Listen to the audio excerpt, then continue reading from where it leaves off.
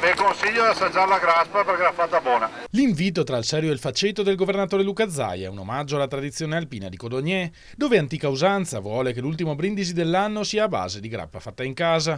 Ma sulla festa, con le amiche penne nere, pesa l'ombra di una decisione che il presidente veneto trova inaccettabile, quella di fissare la data delle regionali al 17 maggio, giorno della Giornata Nazionale degli Alpini all'Aquila. Agli alpini, che se non ci fossero bisognerebbe inventarli, dico una roba, siccome all'Aquila quest'anno andrà forse, se parlava prima con Beppo, 50-100.000 persone, ecco, non esiste che li fa votare 50-100.000 veneti per chi ha appena in testa, non esiste, per cui o la radunata o le elezioni, questa è la battaglia che femo.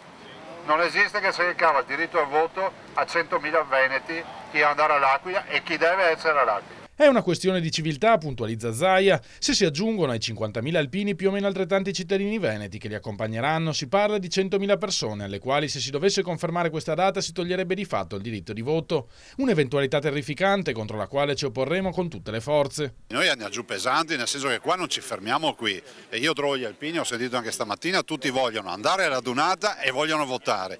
Capisco il buon impegno, capisco che molti cercheranno di farlo, però non è possibile in un momento nel quale si vota un giorno solo, pensare che gli alpini che vanno all'Aquila, sono 100.000 persone, possano andare alla radunata, sfilare e anche votare. È tecnicamente impossibile.